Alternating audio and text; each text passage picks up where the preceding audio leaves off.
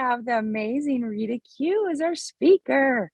Rita first came to OA in 2003 from Northern Ireland, and she's now living in Manchester, in England, for those of you who don't know, in the UK since 1993. She is also the person that started this meeting and the 100 Pounder meeting tomorrow. We're so excited to hear her. So here you go, Rita. Well, thanks, Tina. Thanks for that lovely introduction. My name's Rita Q. I'm a recovered compulsive overeater. Hi, everybody. I'm only speaking as two speakers became sick. I think the pandemic has taken people down still. So I thought I couldn't get anybody, and I thought, well, I've not spoken, so you'll just have to listen to me, guys. So I'll just give you a quick potted history. I am a relapse survivor, but how I got there, I ate like Bill drank. There is no doubt about it. I remember from a very early age eating. I grew up in Northern Ireland during the Troubles, so I grew up in a lot of well, I suppose it was a war zone, but it was normal to me. So, but we always had to be home for dinner because my parents had to know where we were, obviously with everything that was going on. And, food was a really big thing in our house, really big. I had 4 older brothers, and I remember mum used to say she'd have to put the cereal away in the morning because they'd all just keep going at it, teenage boys, and I was a lot younger. I was 6 years younger than my youngest brother. And I kind of learned from that as well. I thought, but food, I could never see what food was doing to me. I could only ever see what it was doing for me. And I loved it. I love food. Everything revolved around food. I said yes to birthday parties to whose mum was the best baker. Irish mammies can cook like the best of them. I had one particular girl in our class who I didn't really like at primary. This is awful in primary school, but they always got the best treats at their birthday. They had the piñatas, they had everything. I never had any of that, and it was like, yeah, let's go there. And everybody else was playing. I always joke they were playing pin the tail and the donkey. I was pinning the fork into the sausages. That's all I was interested in, And I wasn't present. I was present, but I wasn't. And then I came away to England to study at university when I was 18. And my weight was slowly going up. I went to boarding school and I hated it. I hated school.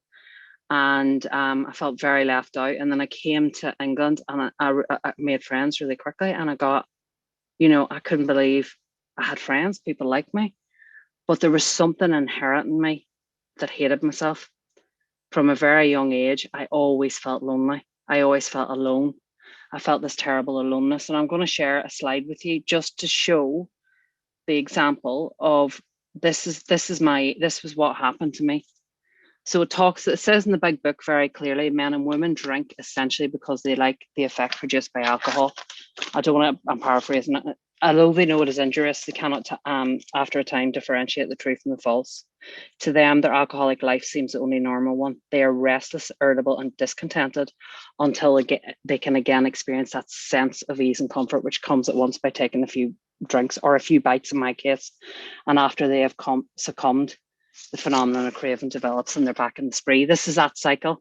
I always felt restless, irritable, discontent. Then I start thinking, the mental obsession starts. Then I take my first bite, and I promise you, if I had $1 for every time I said I would have just one, I would be a billionaire. The compulsion, the craving begins. I'm out of control, and then I feel crap about it, and I'll never do it again. And guess what? An hour passed, and I was looking for food again.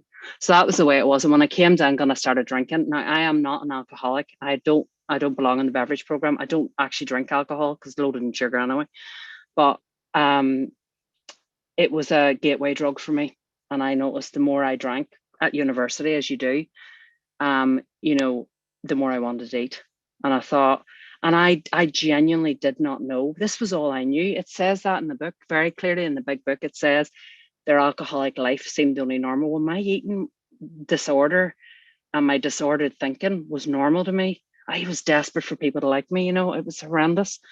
And I was crippled by it. And my brother approached me about a way years ago. And I just remember being mortified, going, how dare you? And I remember flouncing off in a big huff because I couldn't deal with my emotions. And I was like, no, I'm not an addict. I'll go on a diet. And of course I did. I've dieted 1,000,000 times. I have lost weight so many times. I have lost my body weight about 20 times. And guess what? All I really did was send my weight out for reinforcements. That's all I actually did, and And then a couple of years later, I got diagnosed in 2002 with a really bad chronic illness, very similar to lupus, but it's very rare what I have, and it's treated with chemotherapy and immunotherapy. And I got really sick and they put me on steroids. Well, they might as well have put petrol. I might as well have been smoking beside a petrol station, because it just was like, oh, it was all bets were off and I just couldn't stop eating. And the food was my master. It says in the big book, alcohol was my master. Food became my master. I had that irritability. I needed people to see things my way to feel good about myself. I needed that. And then I was away with friends, and I remember my friend had taken her leftover Christmas chocolates. This was in June. I didn't even have any leftover Christmas chocolates before freaking Christmas, never mind in June. And my best mate's tiny, and I remember we went to see the Giant's Causeway in Northern Ireland with friends. And I just remember eating them. Like, I see her in the car and she's like, you haven't stopped eating them. And I remember thinking, oh dear. And then I thought, there's something wrong here. But again, didn't. And then in 2003, Christmas 2002, leading into 3, horrendous, couldn't stop eating. It was Christmas time. The kids were really young, my nieces and nephews. I don't have children. And there was little Santa stops all over the house. And my brother's a really big house. So I was just eating. I'd go to the bathroom, which was at the back, downstairs loo was at the back of the house. And it would be literally a motorway fest of eating. And then my sister-in-law, who's gorgeous, just said to me, she said, are you okay? You haven't stopped eating. And I thought, did she notice? I was 350 pounds. This did not happen because I had an accident. It did not happen because I tripped over a can of Pringles. I couldn't get out of the food. Food was everything to me. It was my best friend. It was my lover. It was the most important thing. I'd go out for meals with people and they'd be telling me all sorts of stuff. And I was a good friend. I like to think back then I had good friends. I have a really good marriage. I had a very good job. But people would tell me stuff and I'd only be half listening, because I'd be looking at the menu thinking, I wonder how much I can get away with. Could I have a starter, a main, and an extra side? Because those sides are really small. It was like a mathematical equation. And I always had mixology as well. So I had to follow the sweet by salt by crunchy. And it was insane. And it was like, I always liken it to trying to tune in a radio. When you try and tune a radio and you hear like, you kind of hear the, that's what it was like all the time. It was the disease telling me I was crap and that I needed to eat and that I needed to eat. And, it says something, if you're somebody who requires a miracle, you need to start acting like somebody who requires a miracle, And I hear people talk about willingness. For me, it was desperation. That trumps willingness all the time. I was desperate. But when my brother, that Christmas, when my sister-in-law had said that to me, I thought, shit, I need to do something here. Excuse me for swearing. And I rang my brother back and I said, right, see this away malarkey that you were talking about? I might just go. I thought it was going to be something like train spotting. I just thought, when I got in there. And sure enough, he said, there's a meeting talk about higher power. There was a meeting around the corner from my house, literally within walking distance. And I went and I thought, great, they're all going to be really big. I'm finally not going to be the biggest person in the room. And I got there and they were all slim. And they were all talking about eating out of bins and stuff, telling me their story. And I thought, that's disgusting. And I thought, I never ate out of a bin. Do you know why? Never got to the bin. I was the bin. I was the human dustbin. I ate everything. And I sort of heard this thing about higher power. So I tried it anyway. I tried to get 3 meals a day at first, because I wasn't one of these, I never threw up, but I ate all the time. And it wasn't massive binges, it was just non-stop eating. So my breakfast would become lunch would become dinner. I'd renamed lunch dinner because it never stopped. And then it was just rinse and repeat every day. And I didn't do much physical exercise anymore either. And then I went away, tried 3 meals a day, and I heard about giving up sugar. And I thought, oh, I can't now. I'm getting married. I can't now have my wedding cake. All the stupid thoughts that you get when you first come to away. What about Christmas? What about the Easter bunny? No, didn't matter. So what I tried first was, I decided I'd only have desserts when I ate out. And then 2 weeks into away, my husband said, we seem to be eating out an awful lot. And I was like, really? I hadn't even noticed. Of course, I'd noticed I manipulated the whole thing. And, I'd be bullying him. We'd be sat at dinner and I'd be going, you're not having dessert. Well, I turned into the Gestapo literally in front of my husband. I'd be like, why aren't you having dessert? What do you mean you're not having dessert? I want dessert. You have dessert. I'll get 2 teaspoons. We'll share. And he used to look at me as if I was mad. I mean, I've never shared a dessert in my life. I would have wrestled the rock to the ground to get my last fix of food, So anyway, to cut a long story short, I decided then I'd have a little hot chocolate, but I'd only have it in the evening. And then I noticed I was having that had moved to 5 o'clock, which had moved to 3 o'clock. And then before I knew it, 11 o'clock in the morning, I was drinking hot chocolate. I thought, yeah, the sugar's really got to go. So that was my first round away. Made my list of foods, got abstinent, got a sponsor, worked the steps, and I had really good recovery for about 5 or 6 years. Got married, went on my honeymoon, and like it says in the book, is at page 33, it said there must be no lurking notion of any kind. Once an alcoholic, always. It says this case concerns a powerful lesson. Sorry, most of us have believed that if we remained sober for a long stretch, we could thereafter drink normally. But here's a man who at 55 found he was just where he'd left off at 30. Once an alcoholic, always an alcoholic. And it says if we are planning to stop drinking, there must be no reservation of any kind, nor any lurking notion that someday we will be immune to alcohol. I was on a flight in America. They put down a snack box. It was all normal food except for one thing. I had ticked no sugar, but there was a sugary item in it, chocolate bar, and I picked it up. And I thought I'll be fine. And do you know what? I was fine. We went around the world for 3 months, and I went to OA meetings in countries all over the world. But that noise, that noise I talked, that had stopped. That stopped when I was in the program.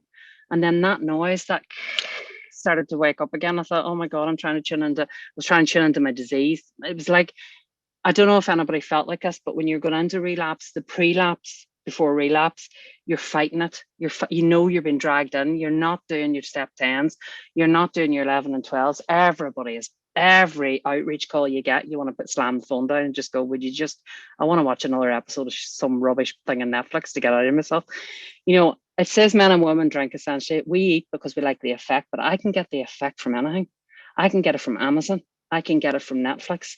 I can get it from anything. It's about emotional sobriety for me, So, I have a disease more, and that is it's not food anymore, thank God. But anyway, I'll tell you what happened. It was a disaster. I relapsed really badly. So the weight that I got out for reinforcements came back. I was 350 pounds when I came into the program. I lost 140. In my relapse, I put on, I think, 180. I was 380 pounds. I got really sick. And when that happened, I still stayed, but I was in and out. And I sat in fat serenity for a long time as well, where I was like, yeah, you know what? I'm abstinent. I'm doing well. Hadn't lost a stitch of weight. And I had a lot of weight to lose. And that's the only reason I bring that up is it's not about the weight. You focus on the weight, you'll lose the program. Focus on the program, you'll lose the weight. But I had a lot of weight to lose. And that's very important, the threefold part of it. And it was really interesting. Then I had a lot of things happen. My dad dropped dead in the street when my mum was visiting me. Then my mum dropped dead a year later. And then I got stage 4 cancer. I think I must be the only cancer patient in the world that managed to put on about 80 pounds. I ate my way through that stage 4 cancer. I ate it, yeah. And they loved me because I was in all the time. I was an inpatient, entertaining everybody, I'd be hiding under the sheets, just causing mayhem because we are not a glum lot after all, And they used to give me extras. They'd always come around and go, oh, here's a few extra cheese and biscuits. Oh, I was lapping it up. I couldn't help. My disease was in full throttle. But I still remembered about OA, and then I had a massive spiritual awakening. It is not like this for everybody, but I want to say to you, it had to be like this for me because I needed a slap in the face so hard. I needed God literally to appear in front of me. I was in with my 9th bout of sepsis as an inpatient here in a local hospital. I was very poorly, and I'd taken a bath for the bone marrow pain. And I remember getting into the bath, and if you're big, you do not let the bath water go out first, because you're a dead weight. And I did that, and I had no strength left. And I remember the cord in my room that you pulled to get the nurse. And I thought, I can't pull that. I'm 380 pounds. We'd need one of the fucking, WWF guys on here to get me out of the bath. This is not going to happen. And I just started to cry. And I heard God's voice really clearly saying, you need to go back to the way. And I remember lying there going, yeah, I know, but I need to get out of the bath first. And I got out of the bath eventually. I finally mustered enough strength. I got out of the bath. And when I got out of my wheelchair, I got out of hospital 2 weeks later. And I remember I got my husband put the wheelchair in the car, and I drove to my first OA meeting. And that was 3 years ago, last Tuesday. And I have been sober since, thank God, by the grace of God, one day at a time. And I'm telling you now, I have worked hard. My first relapse, or my first recovery, was easy. I have to be honest. It was pink cloud abstinence the whole way until I picked up. My second one, I've had to really work at like a dog. And that's the way it should be, you know, because I worked hard at my disease. I ate like Bill drank. I ate hard and fast, you know. And I always say, you know, our disease is a liar. 50% of my disease, but when I'm in the food, 50% of my head will tell me lies, and the other 50% of my head will believe them. And I can only focus on God, and there can only be one God in my life, and He has got a job to do. When I go, you know, step one, I'm powerless over food, completely powerless. I have made it really clear now, and I can share any of the resources that you need. I have a really good binge food sheet. I work out my red foods, my green foods. There's no yellow. There's no amber gambler with me, because amber to me is just the food you want to eat like they were green, but you can't quite make them green. And we've all been there, you know. I take photographs of my food every day. I photograph what I eat. I send it to my sponsor. She knows what I'm going to have, or I know what I'm going to have that day. It's all planned. I pray before each meal. Before my feet hit the ground, I get up very early. I get up usually around 6:30, and before my feet hit the ground, I say to God, "Please take this day from me, because I'll just make an SH1T show of it if you don't." Say the step 3 prayer, and then I go to the gym usually, or go for a swim. I really connect in the water actually for some reason, you know. And I've just finally realized that recovery isn't about getting what you want; it's about wanting what you have. I didn't want what I had when I was in the food. I hated it. My skin crawled. I had good relationships with my friends. And I remember when I made my amends, you know, on the first time around, I wrote letters to everybody and I sent them all. And I spoke to my husband and he was like, "You weren't that bad." But I remember losing my head. I remember he didn't clean the counters properly. I've shared this story so many times. I was telling my niece yesterday, I'm mortified about it. He didn't clean the counters properly. And I was like, "You've not done that right." Well, that's it. That's it. It's all over. That's it. I can't be with you. I can't be with somebody who can't clean a counter properly. So I started packing my bag to go. This was at the very beginning. We were only going out about a year or two. He started to cry. And I thought, this is terrible. I was thinking of myself, right? The same part of me was going, this is terrible. But the resentful part of me was going, well, I'm committed now. So I'm packing that frigging bag and I'm packing the stuff into it. And he's getting more upset. And I'm thinking, and I'm, you know, it's like the disease in me. I'm like, what are you doing? I don't know what I'm doing, but I can't eat. So I'm going to do this. And, you know, just insanity, just insane behavior. That's the unmanageability part. That's the irritable, restless discontent that pushes you into the mental obsession and starts you thinking about the food. And I'll pick it up, and then the phenomenon of cravings. And then, two, coming to believe a power greater than ourselves. I grew up in a country where people were killing each other for being the wrong flavor of God. I didn't want to know about God. But then I realized I couldn't do this on my own. I thought, do you know what? Indiana Jones, for anybody who knows Indiana Jones, the Temple of Doom, Harrison Ford is stood at a bridge that he can't see. And they keep going, Indy, walk across it. And he's like, I can't see it. And they go, throw stones. He takes a step out, a leap of faith, and the bridge is there. That is God for me.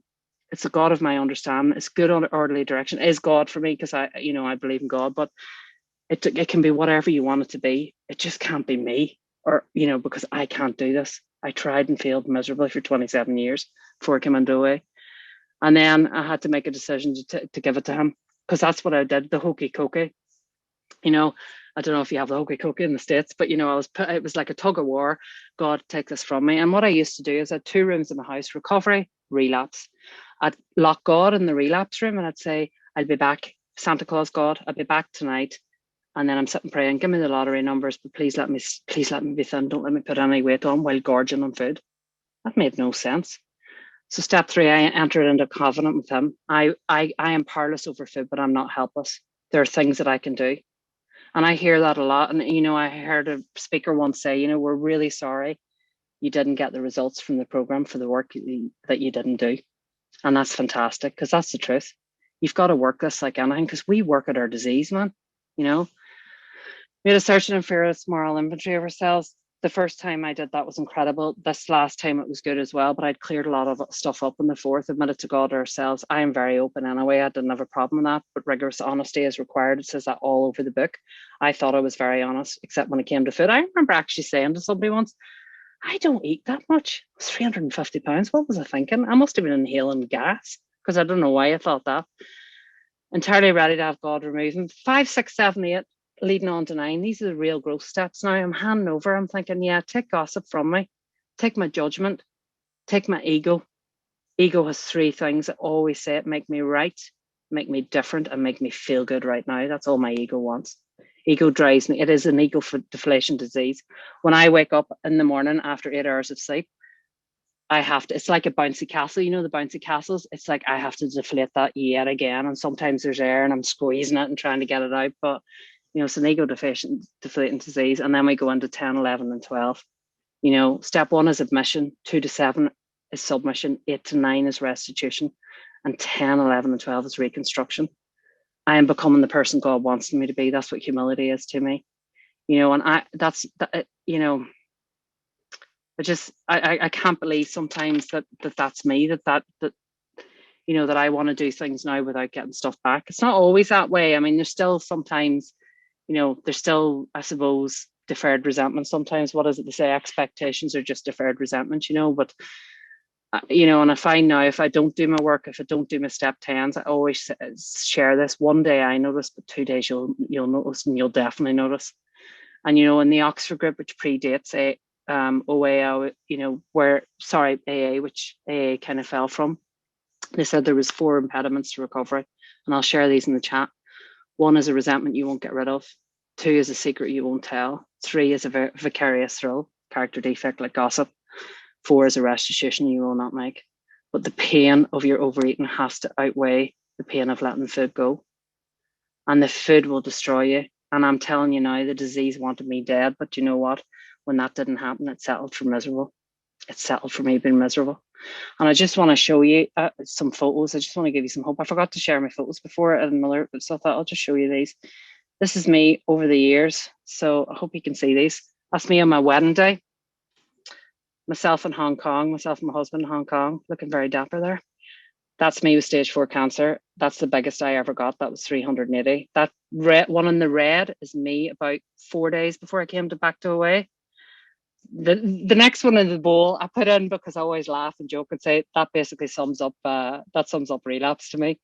That's me in my sober AF hat, gifted to me by another fellow, and then that's me quite recently tan. So you know, it works if you work it. It really does. And I know that's really, you know, we have disordered thinking as addicts.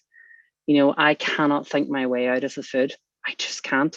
I'm an intelligent woman, you know, but I was stumped when it came to, you know, and it says very clearly in the OA 12 or in AA 12 and 12, it talks about it. It says, no other kind of bankruptcy is like this one.